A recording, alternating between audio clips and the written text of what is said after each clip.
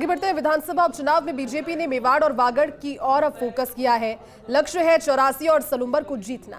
BJP प्रदेश प्रभारी राधा मोहन दास अग्रवाल, सह प्रभारी विजया राहटकर और प्रदेश अध्यक्ष मदन राठौड़ ने सलुम्बर और 84 में उपचुनाव के मद्देनजर बैठकें ली है। इन सीटों पर बीजेपी का मुकाबला कांग्रेस के साथ ही भारतीय आदिवासी पार्टी से भी है। 84 में नए चेहरे को अवसर दे सकती है बीजेपी। क्या रहेगा समीकरण, जानने के लिए देखिए ये खास रिपोर्ट। बीते 2 दिनों में 84 और सलुम्बर का बीजेपी ने मंथन किया। फीडबैक में साफ तौर पर सामने आया है कि मुकाबला त्रिकोणीय होने के आसार हैं। कांग्रेस के साथ ही भारतीय आदिवासी पार्टी से बीजेपी को चुनौती मिलेगी। 84 सीट पर बीएपी का प्रभाव किसी से छुपा नहीं है। 84 सीट बीटीपी के बाद बीएपी की ताकत की गवाह है। कांग्रेस और बीजेपी दोनों के लिए सीट बेहद चुनौतीपूर्ण है। कांग्रेस बीएपी के साथ गठबंधन कर सकती है। 2018-2023 के विधानसभा का चुनाव आदिवासी पार्टी ने जीता। 2 बार विधायक और अब सांसद बनने के बाद राजकुमार रोत बड़ी आदिवासी ताकत है। बीएपी और राजकुमार की ताकत यहाँ के युवा हैं। बीजेपी की टिकट पर यहाँ आखिरी बार 2013 में सुशील कटारा ने 84 को जीता। कटारा को तत्कालीन वसुंधरा सरकार में मंत्री भी बनाया गया था। कांग्रेस के सामने दिक्कत, फिर बीएपी का साथ दिया तो स्थानीय स्तर पर संगठन खत्म हो जाएगा। बीजेपी में किसे चुनाव लड़ाएं, इसे लेकर गंभीरता से विचार हो रहा है। सुशील कटारा के अलावा अन्य विकल्पों पर गंभीरता से विचार। जातीय समीकरण के तहत एसटी वोट ही यहाँ प्रमुख हैं।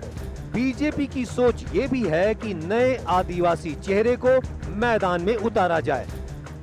बीजेपी ने बीते लोकसभा चुनाव में कांग्रेस के नेता महेंद्रजीत सिंह मालवीय को बीजेपी में लाकर चुनाव लड़ाया था, लेकिन प्रयोग सफल नहीं रहा। हालांकि 84 सीट पर मालवीय की राय अहम रहेगी। उधर भारतीय आदिवासी पार्टी ने सलुम्बर की ओर भी पैर पसार लिए हैं। भाजपा सहानुभूति के तौर पर दिवंगत अमृतलाल मीणा के परिवार को टिकट दे सकती है, क्योंकि राजस्थान में देखा जा सकता है कि सहानुभूति लहर का फायदा देखने को मिला है। पिछले चुनाव में भारतीय आदिवासी पार्टी के उम्मीदवार ने सलुम्बर में मजबूत उम्मीदवारी जताई थी। वैसे सलुम्बर विधानसभा सीट बीजेपी का गढ़ रही है। साल 1990 के बाद हुए चुनाव में कांग्रेस सिर्फ 2 बार ही जीत दर्ज कर पाई। भाजपा बड़े वोटों के मार्जिन से जीतती रही है। अब उपचुनाव में अपनी पारंपरिक सीट बचाना भाजपा के लिए बड़ी चुनौती रहेगी। राधा मोहन दास अग्रवाल और मदन राठौड़ ने पुराने और नए नेताओं से फीडबैक लिया। आदिवासी बहुल इलाकों में बीजेपी का इरादा है ट्राइबल के विकास के एजेंडे को लेकर चलना। डबल इंजन सरकार की बात यहाँ कही जा रही है। मैं चुनाव में नहीं आया हूँ, अभी चुनाव की तो घोषणा ही नहीं हुई।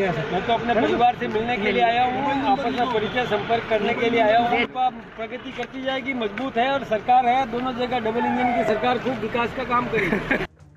बदली हुई रणनीति के साथ इस बार बीजेपी को 84 और सलुम्बर की जंग में उतरना होगा।